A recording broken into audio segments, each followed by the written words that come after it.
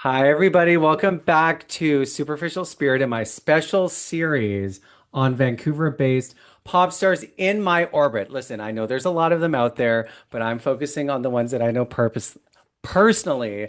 And today I'm joined by indie pop darling. Is that what I can call you? Devours. Thank you for being here. Hi, thanks for having me, Peter. I'm happy to be here. I love when artists get called the darling of something because it implies like cool underground, like something other than mainstream. So I think that's a good thing for you. Sure, yeah, thanks. I will take whatever I can get. Love it. I was thinking back to I came to your show. Yeah, Was I don't know how long ago, months ago, a month, weeks, months, I don't know. Time is a it blur. was in the middle of March, so Middle of two March. months ago. Okay, it was Yeah, your album release party, which was fantastic. And thank I you. realized at that show, I don't know if this is embarrassing or not, but I'm just going to say it, like the majority of pop shows I go to are like before your show, it was Madonna. It was like Madonna, Devours, Kylie Minogue. Whoa. And Holy, my wow, okay. friend and collaborator, Maxwell, is a huge fan of yours. And he's like, you need to come Yeah, to the Devour show. And it's just I never got into the music scene like you did. I was very much a club rat. But after seeing yeah, you, I'm like, damn, there is such an appetite for these crazy pop shows. Like you killed it. It was live. You got the outfit, the lights, the people were going crazy. So I'm so glad that I got to experience that because it really broadened my horizons. Too late, I would say. I should have been going to those shows before, but it was fantastic. it's never too late. It's okay. Yeah. First off, I need to say that I'm getting over a sinus infection and my ears have been plugged for the last 8 days and I can't really hear very Oh well. no. So if it sounds like I'm shouting into Okay. the microphone, just let me know. But yeah, thank you so much for coming to that show. I've been grinding it out for a long time in Vancouver's underground scene. This is close to the 10th year of doing it. I've put Wow. out five albums now as Devours, and yeah, like there is an appetite for everything in Vancouver. You know what I Yeah. mean? Like it's a really underrated city for arts and culture. There's a lot here. It's not easy, but yeah, like where if you build it, they will come, or whatever that Field of That's what Dreams they cliche say. is. I mean, I think that you proved that at the rickshaw. There was like 500 people at least. They I were think so. Yeah, dancing. Like I was near the front of the stage and listen, I need to bring earplugs because it's too loud. I'm too old. It's yeah, like I was by the speaker and I saw that people were going to like the side booth to get them and I was too nervous yeah, because I didn't really know how it worked, but it was incredible. Like your work definitely is paying off because the people there were having a great time. And it was so nice to see an act like you fill a crowd because back when I was doing music for the first time, there really yeah, was no audience for that yet. And I was like carving out a small space in the club in nightlife scene, not even music venues. And when I yeah, saw you, I realized like so much has changed in 10 years and people like you yeah, are really creating more space for other queer pop artists to like come into real music spaces, not just being like a drag artist or being put on a lineup with drag queens at a pride, but you know, sure. definitely the work you have done is paying off. Do you feel that Thank you. like at your album release, did you get a sense of like, okay, this is fucking awesome? Yeah, it was a pretty special night. It was nice to see some friends, but also a lot of people who I didn't recognize.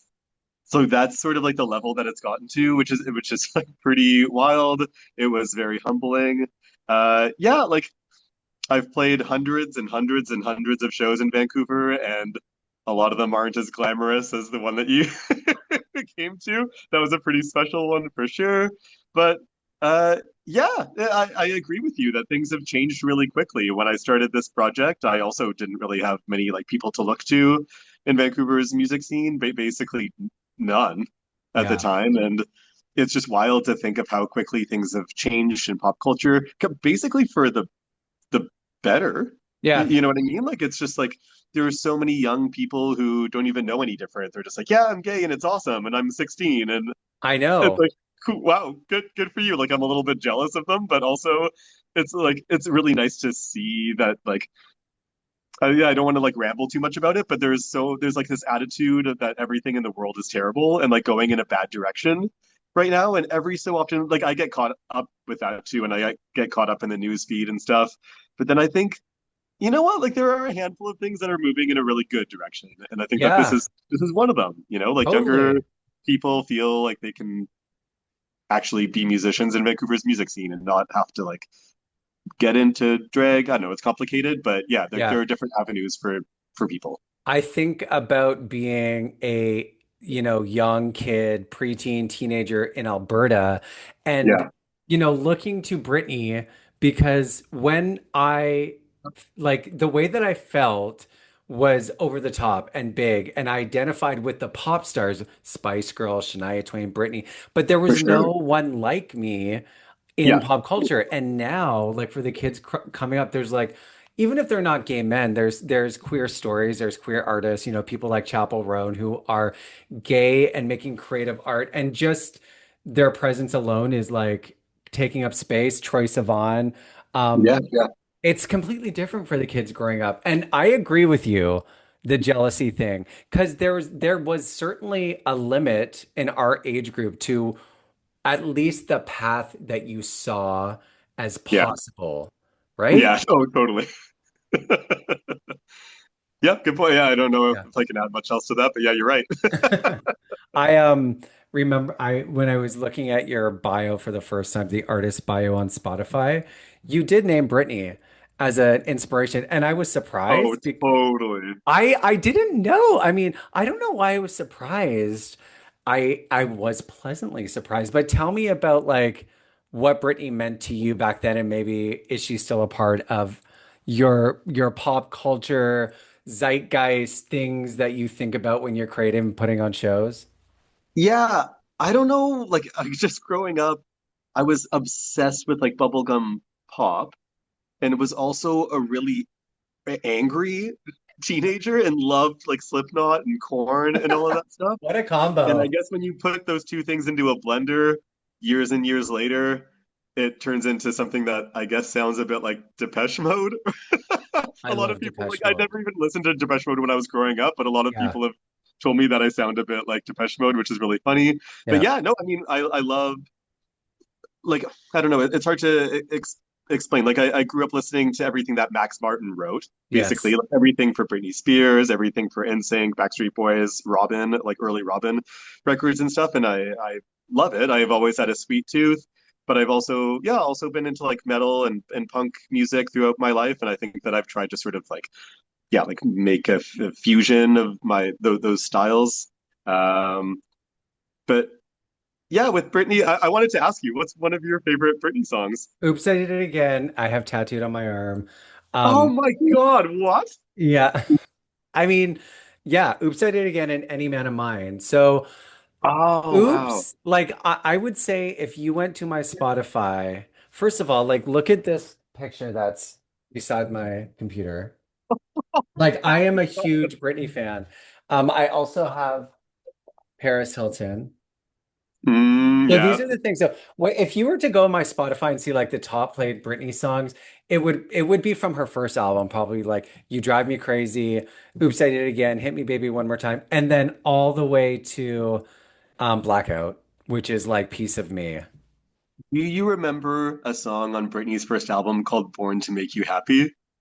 Do I remember Born to Are you insane? Of course I remember that. There was Born to Make You Happy, like the album version, and then there was like a kind of an acoustic one where she was Oh like wow. it was a little bit more. I mean, I say acoustic as a stretch because it was still Britney, but yeah, that song slaps. I love it. It's so good. Yeah, and it had a video that I don't know if it was ever really shown on Much Music. It was maybe Yeah. like a European I video think it was version. I Europe. thought, Yeah. okay, but yeah, I revisited that recently and was like, oh my God, I actually love this song. That was one of my favorites It's from so her, good. like It's so her early good. days. But yeah, to answer your question, I'm not sure. Yeah, I've always been inspired by like big pop spectacle, and I don't have the budget or like the label support to do that live. But Yeah. little by little, I'm trying to do what I can. I would say you definitely established the spectacle aesthetic with your stage setup, the lights, and also just the way you perform. There's like you mixing live and then you're like bouncing around the stage. But this is something that like I don't think all musicians are moving towards the spectacle Right. idea of pop. Maybe that's common for gay men because of the way we resonated with those pop stars back then. But Yeah. there is such a budget constraint because when you see those shows, it's like unimaginable amounts of money goes into that. So when Yeah. you are putting together a music video, you also have that music video, and I'm sorry, I don't remember what song, but you're like in a room of tinfoil and you're like in little panties and you're like looking all sexy doing the damn thing. That's also spectacle, right? Like you're Thanks, Peter. achieving Yeah, the this song is called Sports Car Era. sports car era, and that's also your album, right? Yeah, yeah, yeah, yeah. Yeah. Um, Tell me about how you approach creating a spectacle, whether it's through a song, through a stage show, or a video with the budget constraints that you're talking about. Oh, good question. You have to be really resourceful and be friends with talented people. That's kind of what it comes down to. Yeah. For the release show, I was able to, create a budget to like have a friend do lighting and bring in their lighting rig, and then I got my friend to come and drum. But yeah, it comes from I guess just being in the scene for a number of years and Yeah. knowing other creative, talented people who are willing to like, you sort of have to pull favors Yeah. sometimes. But yeah, most of the shows that I play don't have the lights or the spectacle. They're just sort of Yeah. like bills at Green Auto or Redgate, or just sort of like DIY shows where it's a little bit more scaled back. And then for release shows, I try to like sort of do something special or go all Hmm. out. Um, but yeah, for music videos, again, like it's so expensive making music videos. Basically, it'll cost you at least like 2 grand to Oh, just like have a proper like videographer or director come and like film you yeah. in a room. That's Yeah. it. Like you can't even do 2 separate rooms. It'll be too expensive Totally. for cinematography. Like you just so yeah, you have to sort of get creative with like art supplies and lighting and editing, and it's really hard. There's a It's reason why I don't have very many music videos. I Yeah. mean, yeah, I think social media has changed the way people expect music videos too. Like back in the day, it was the way you released music. Much Music was Yeah. like, imagine Much Music being the only way you could release a music video and you're an independent artist, how crazy that would be without Yeah. YouTube. And now you Yeah. have social media. I know that you're not on TikTok, but you have a following on Instagram. So do you Yeah. feel like with social media, when you're not doing a music video for a single, do you utilize visual art in Instagram and is it as satisfying to represent a song?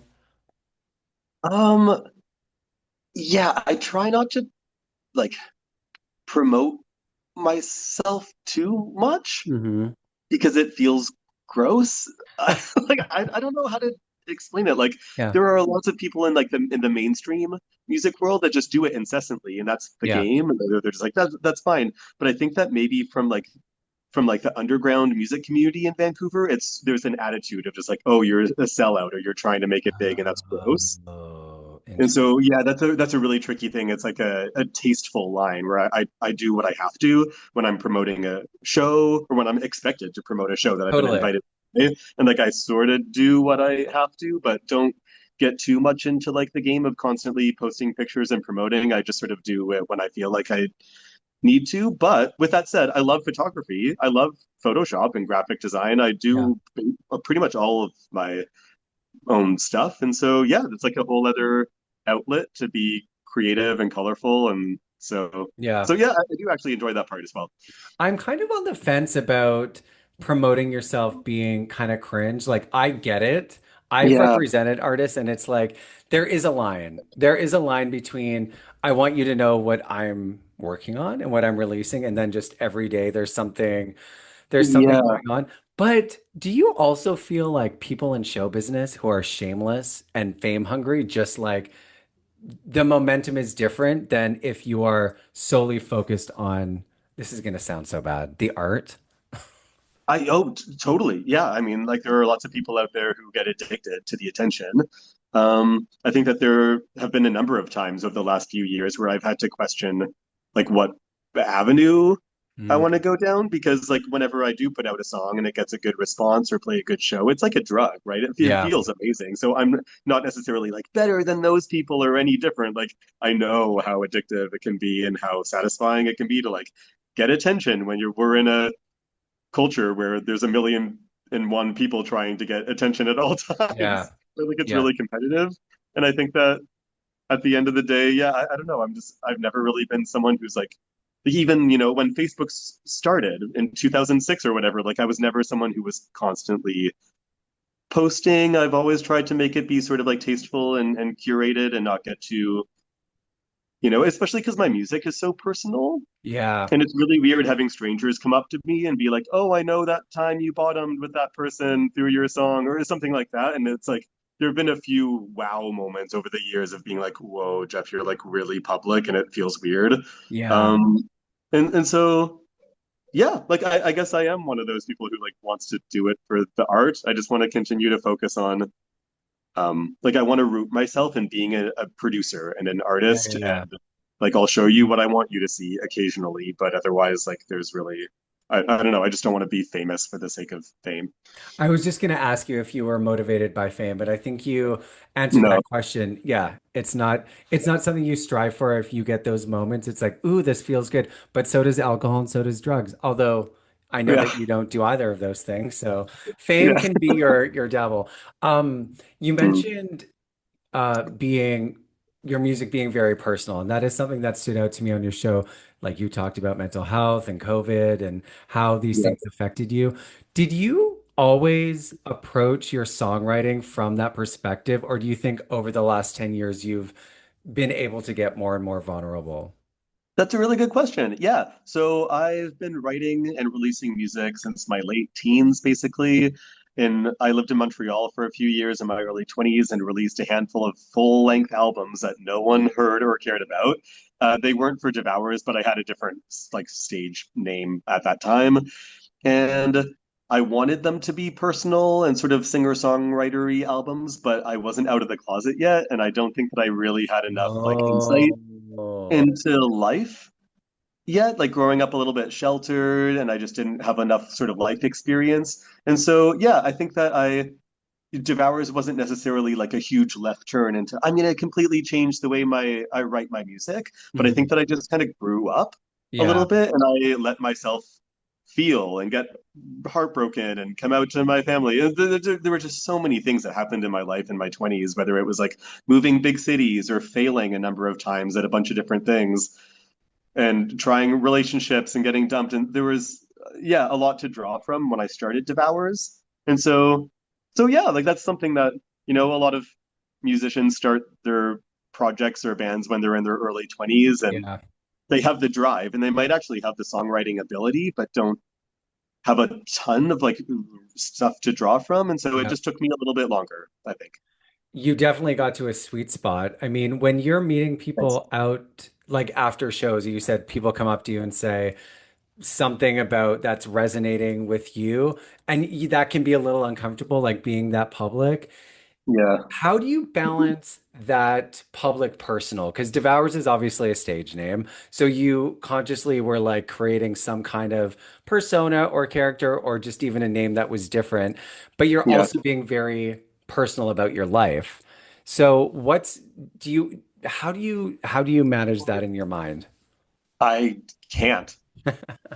And it's driving me crazy. So yeah, I do think Okay. that Devours overall is like maybe not been the best for my mental health. I feel like it's been a total identity like mind fuck. It's been really hard to separate Yeah. the two. Maybe it would have been okay if the project only lasted for a few years, but this has been like almost 10 years now of doing this, and like Yeah. it's not glamorous, like still have to have like side jobs and Yeah. live in Vancouver and stuff like that. And so yeah, it just sort of like maybe started as an alter ego, but it's just me. It's me living all these experiences. Yeah. And so yeah, that's a good question. Yeah, I It's have not figured out how to separate the two. when something that it's similar to like drag queens I've spoken with who have that persona, and then people only know you as that one thing, and slowly it takes, like, even physical things like the closet, like it's all for the drag queen, and then like the other real version is kind of a side note or like a second thought. So I think that's not something you're alone in when it comes to performers who create a persona. Yeah. Yeah, it's tough, but I choose to do it. Yeah. I And don't I'm glad you do because people are enjoying it. One, I want to talk about like perception versus reality because you and I Okay. went out for a meal, a drink together, which was fantastic. Loved it. Yeah, it was awesome. Um, and one thing that I found interesting is like my perception coming in was like you're playing huge festivals, you're playing shows all the time, like from the outside, you definitely are thriving and the momentum is there and you're like, you're doing the damn thing, you're in it. You're Yeah. not, I mean, I guess in a way you're still on the rise because there is no limit to where an artist can go. Um, Yeah. but what's the reality? I mean, you shared some of this with me like when we were out, but when people look and they say Devours is it, he's made it, they're living the damn life, doing big shows, getting like recognition in the media, performing at the Juno's pre-party or whatever that was. What is that like in reality, living that kind of success? Sure. Yeah. I mean, Vancouver has a way of humbling you.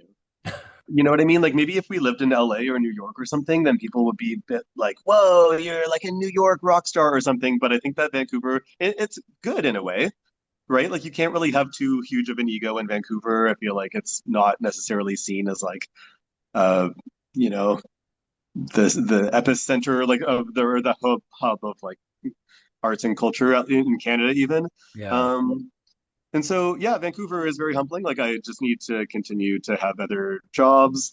That's been the big thing these past few years is like struggling to make money and figure out like what to do next for work.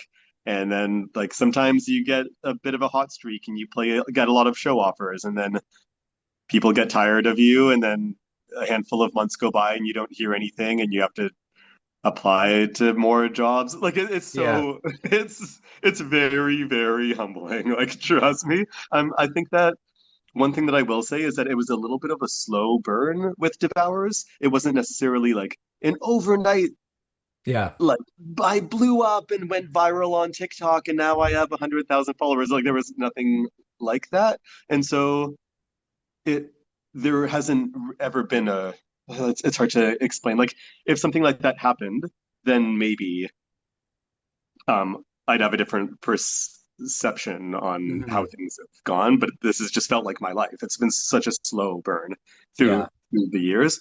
Um, but yeah, like some of it is reality in a way that like yeah, I'm playing a ton of shows and festivals this summer.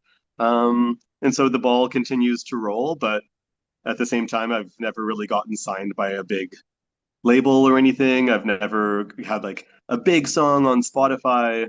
Yeah. Like, Yeah. so yeah, a lot of I guess the success has just come from like um, plugging away slowly but surely, and that you know long like the long haul keeps you pretty humble as opposed to like blowing up overnight. Yeah. You I know what I mean, mean? It's hard for me to explain otherwise. no, it makes sense. And I think from the outside, for people like me, you just sort of get a snapshot on where you're at right now. And there's no real Yeah, way to comprehend how much work goes into creating something like Devours over a period of time. And yeah, the label thing is interesting because like me calling you a darling in the interview, or sorry, in the intro, yeah, is the perception of overnight success is rarely a person does something on Tuesday and on Wednesday or Thursday, they're an international phenomenon. But the perception is there because the yeah, average person goes from not knowing you to suddenly being everywhere. Like that happened to Chapel Roan, where she was playing festivals forever, released albums, nothing. And yeah, then one day, it's like the zeitgeist sucks her in, and we're all like, damn, where did she come from? And she's like, I've been here forever. Well, not forever, she's 25, but that yeah, overnight success doesn't really exist. And I was reading something earlier last week about when you and I were growing up, there were huge pop stars that were manufactured and created through record labels and through the connections with the media. And those don't really exist anymore because social media has kind of leveled the playing field where artists can cultivate their own following. But that idea of being a megastar might not exist anymore. What do you Yeah, think I don't about know. that? That's a really interesting thought. Like the industry is constantly changing, and social media has changed the game in a lot of ways for the better. I actually do think that things are better now Yeah. for musicians.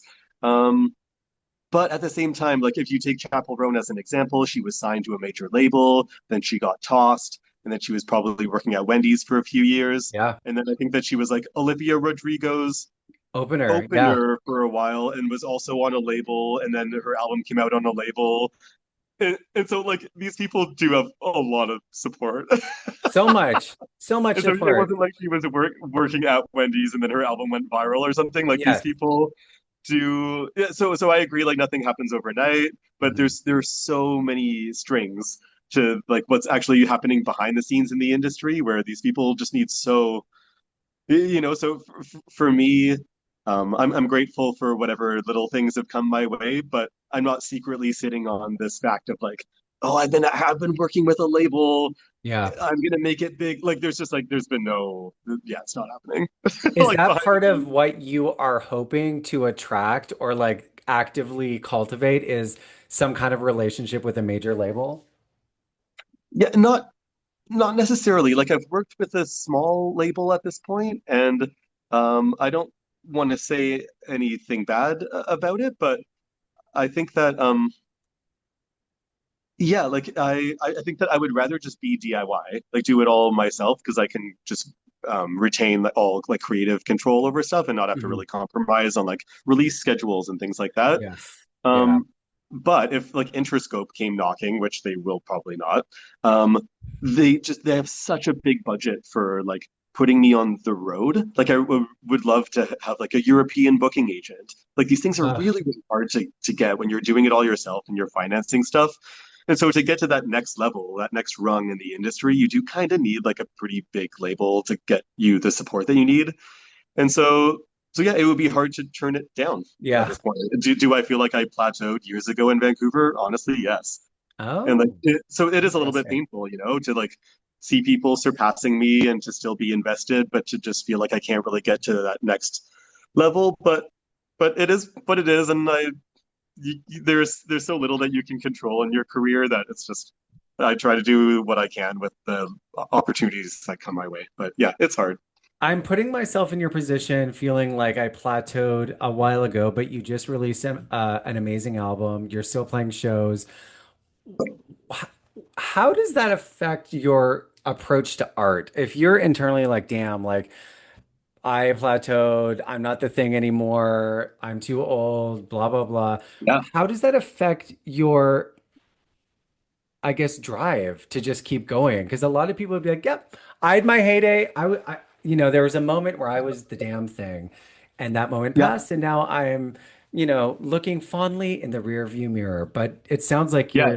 you're not, you might be affected by it, but maybe not so much that you're stopping, obviously. Yeah, well, this is an interesting topic. It's really painful to go through it. I've been going through it Mhm. for a handful of years.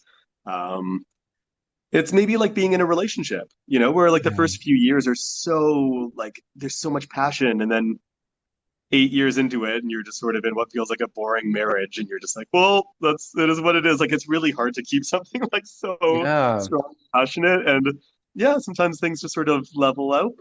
Um, but yeah, I have been processing a lot of like disappointment and feeling like I'm maybe aging out of like the youth demographic. A lot of my peers who I was playing shows with 10 years ago are now like they have kids and they're not really going to shows. And so age is a huge thing and how it affects my drive. Um, I think that I would probably give up if I was just in it for like ego or fame, but I really love music. Like Yeah. ever since I was a kid, like when I was 11 years old making songs in my bedroom that no one ever heard, and it was cathartic, it was creative, it was good for my brain. It was so satisfying. And so I'm always searching for that kernel inside of me again of just being like Yeah. just do it for the passion, even if you have Yeah. like one follower or Yeah. like you know what I mean, Damn. like it's painful to go through the ups and the downs and to just be like, oh, no one cares anymore, but it's all ego. Like I still love making music and I Yeah. haven't actually run out of ideas, so I don't feel like I've plateaued as an artist. I just think that Ah. yeah, so but I think that you sort of need to see things in terms of like stocks, right? If you're thinking of business, and that's all this is. It is all business. We are all our own independent businesses and business people, right?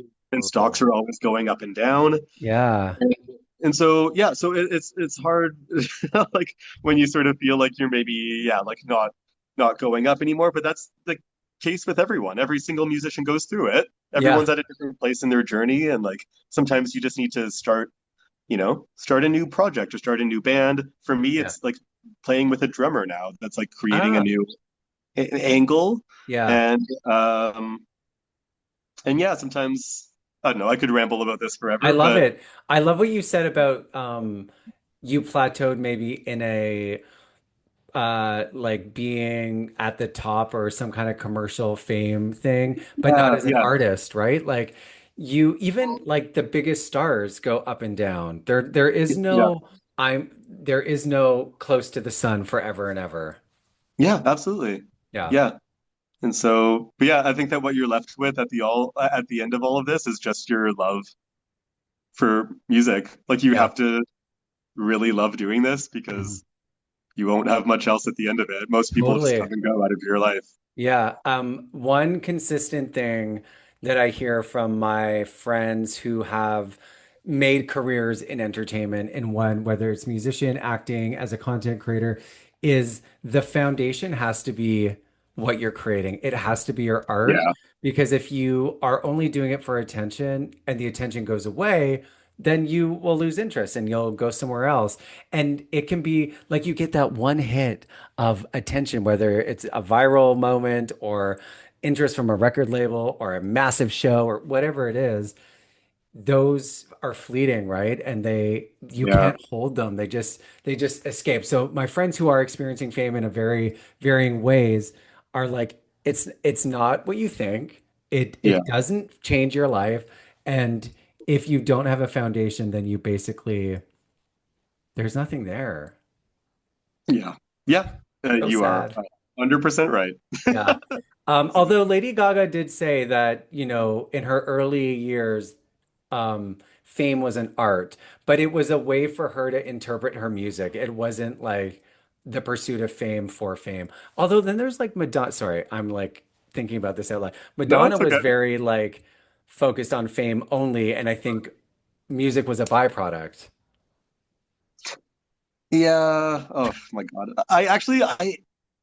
I hate Madonna. This interview's over. Just kidding. Yeah, I love Ray of Light, bedtime stories, like so much of her music I really like, but don't give her the credit for. Like she's played the fame game better than almost everyone on the planet. So Yeah. she's actually really clever. She's a really good business person, Yeah. but I really don't like her. Like I'm just watching her in interviews. I'm like, I think I hate you. She's not a nice person. I know. She was, No, it just sucks. no. My friends, But she's very clever, absolutely. yes. Um, I have friends who are like late 40s, early 50s, and Madonna is the thing. And Yeah. damn, she was mean. Like, I hope they never meet her because they will be so disappointed that she's a nasty bee, honey. Yeah. Yeah. What would you say now that you are still a part of the music scene and you mentioned the younger generation? So, when you consider your early musical days, whether it's Devours or before that, and then you look at people in their early 20s now, Yeah. what kind of music are they making? What are they like? What do you see that they're inspired by? Talk to me about that. Young people, I mean, everything is so extreme.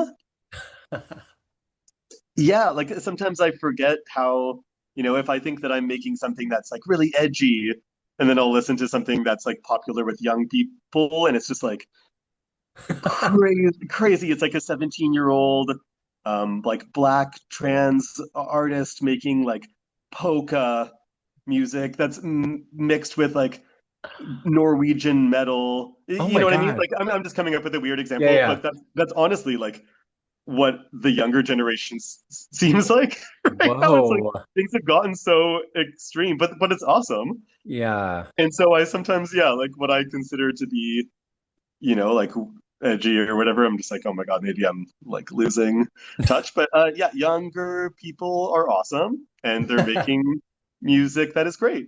Yeah. I don't know. I There's a like there's a that. huge crop of people that are really talented in Vancouver who are making cool stuff right now. And Yeah. yeah, One of the bands that opened for you was Piss. And yeah, they're I really good. did the sound that came out of that young lady's mouth was not what I was expecting. It was like I don't even know how to like Hole meets Marilyn Manson meets Screamo. I don't even know who I could name that does that. But it was like shock. It was like a wave of emotion. It was like woo. And yeah, Yeah. I hadn't seen something like that in so long. But you just like you become disconnected. So you're lucky though, you're around these people. Like you're seeing it at least or hearing it, but you get to be like in your late 30s. If you don't have those people around you, there's no concept of like what is happening 10 years, 20 years before me, right? There's no way to know. Yeah, I think that being around young people and playing with younger bands helps me stay young. It's Yes. really important. Young people go to shows. Yep. And so, yeah, no, I love it. Like, that's kind of all I want to do is just play with younger bands. I will say Piss, because we were talking about overnight successes. Yeah. Once in a blue moon, there is an artist or a band that is actually kind of an overnight success, and Piss is that band. They Ooh. have basically an EP with 3 songs. They put it out last summer, and within the space of 1 year, they've now played Juno Fest. They just got a handful of agents for touring. They got into Pop Montreal. They got into like every festival in North America. Like they're Holy. actually like the biggest. Like they're the blowing up. Oh my God. Yeah, like they're actually gonna be massive, which is That's so exciting because they're great people actually. what do you Um, think why? Like when you look at them, is there something that they did differently? they have the right sound. They have the right look. They're the right age at the right time. That is what it takes for the industry. You need the stars to align, Yeah. and you need to be really good. Like they're very good at There what they has to do. be something, yeah, unique. Okay, we only have 1 minute and 50 seconds left. So I want you to imagine you're talking to a young queer artist who maybe listens to Devours and like, I want to, I want to be a star. I want to do what they're doing. What would you say? What would your advice be? Mm, try to master your craft and write honest music, and mm, try to develop a bit of self-awareness in terms of like your branding and image and like what you can bring to the stage. Uh, it's really hard to sum it up in 1 minute. I feel like I could do a whole like coaching session, but I don't know. Follow your heart. I, listen, follow your heart is great. I think that that's like you wrapped it up in a bow. What I'm hearing is you need to, yeah, have self-awareness, be follow your intuition, let Yeah, it unfold. Don't be so desperate for fame. yeah. Just like focus on your craft. Yeah, You know what I mean? Like just try to be a good musician. I I love guess. it. Well, listen, thank you for taking time out of your day. You are definitely the biggest star in my pop star series. So, in Wow, my thanks, Peter. yes, honey, I'm tipping my hat to you. And I have on my calendar that you've got a show, I think at the Cobalt coming up. And I'm like, can I stay out late?